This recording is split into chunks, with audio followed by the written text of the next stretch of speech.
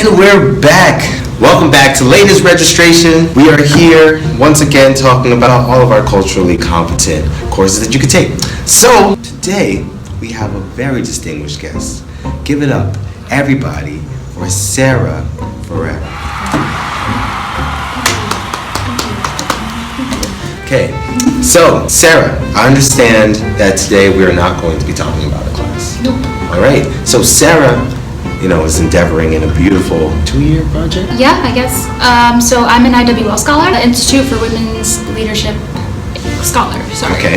It's part of a 2-year program where at the end we're given a grant to do a social action project. I am a double major in art history and Latino Caribbean studies. As an art history major and a Latina, it's kind of hard to find yourself in art history. Last fall, I took a Caribbean art class, and it was the first art history class, and still it's the only art history class I've ever taken, that Professor Tatiana Flores.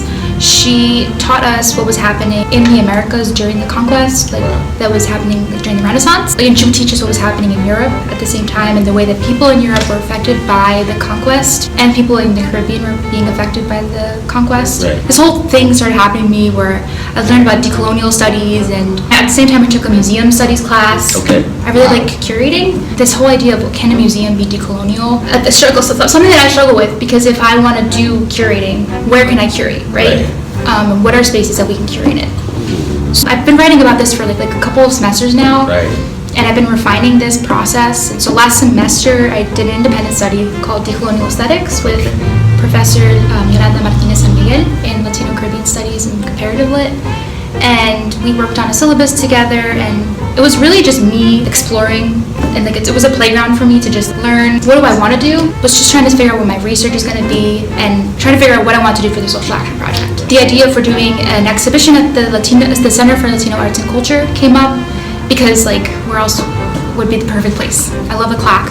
Where is the clock? The clock is on College Ave, right next to Student Center. The clock is great for anybody, even if you're not Latino, Latina, Latinx. It's great for anybody. So I decided to do a decolonial exhibition. And what is a decolonial exhibition? Can an exhibition be decolonial inside a museum? No, it can't. So I'm going to do it at the clock. So now I'm in the processes of co-curating the exhibition with Jonathan Rojas, who is a visual arts student at Mason Gross.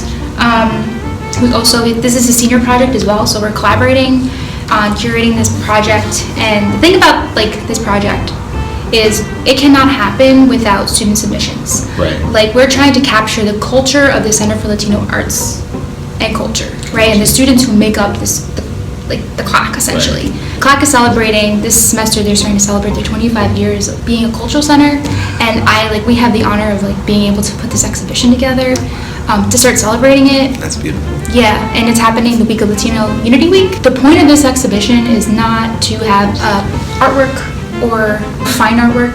The point of this exhibition is to decolonize the exhibition. It's to bring people, it's changing the function of an exhibition to, rather than going to a museum and looking at artworks and glorifying objects, we're coming to the clock and we're coming together in community. Whatever you feel celebrates your identity, your Latinidad. So it's not really about beauty or aesthetic, it's more about celebration. Wow. Yeah. So Sarah, I have to ask you, you said the term decolonize a lot. So what are we talking about when we say decolonize? Okay, colonization happens when you take over land or time or space, and these ideas of time and space are constructed, by Western society. Right. The idea that time and space are given, that's the conquering or a colonial idea. And colonization has happened, or colonization is happening, but the structures left behind by colonization is coloniality. Coloniality changes its structures, right? Slavery, for example, right? The structures of coloniality and the way that slavery was created have changed from slavery to what we now have is the mass prison complex. And then to decolonize is to, at least decolonizing the mind is a way of thinking. I think decolonizing is much more of being conscious in a way of being. Revolutionary imagination. Yes. There's understanding the problems, but also having this solution-based mindset. How do we undo these systems of oppression?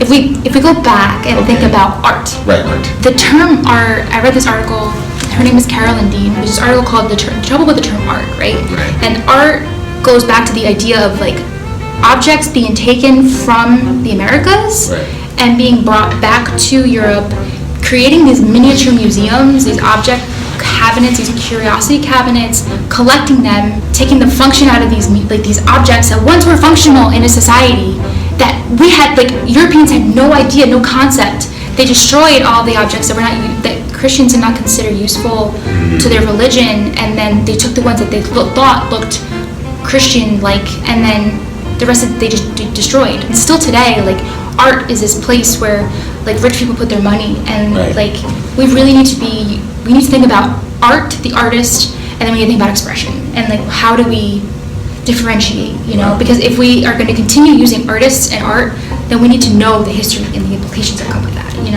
I love art. And I love art. I love art so much. I love art, I love aesthetic, and I love consuming images, and that's an issue too. As with most things that we love, we should try to correct it and make it better and make it more inclusive. Why is it important that universities in general offer courses that teach cultural competence? Well, I would say my art history classes, art history is dead. And my one Caribbean art class was the only art history class that I've taken that I would consider alive. In art history, there's no discourse. Wow. I've been to English classes and I've been to comparative lit classes, my Latino and Caribbean studies classes, there's a discourse. Right. And in my art history classes, they sort of ask for questions, but they know that nobody's going to answer, and all the lights are off. I'm not trying to revolutionize art history, because I think art history is dead. And I'm just trying to bring back to life expression, and give people life again, because I feel we deserve that, and that people had that at one point. So in regards to submitting to the open call, there is a submission form. The submission deadline is April 10th, but we will really, if you really want to submit, please just email me. My email is on the open call form, and Jonathan's is as well. But there's a Google form as well that Michael will be putting the link that you need to fill out, and you also have to send in anything that you will be submitting. You need to send in to us as well through email. Send in, and if you're interested in sending in anything and you're interested in being in this exhibition, please, we need you. Thank you, Sarah. Thank you for being on Ladies Registration. This is one of my favorite ones, because I personally love art history. I took AP art history in high school, and you're right, it's just lights off and you're just learning, and you barely talk about Africa, and you barely talk about Caribbean. So many things. Barely talk about Asia and South Asia. But anyway, we'll see you next week.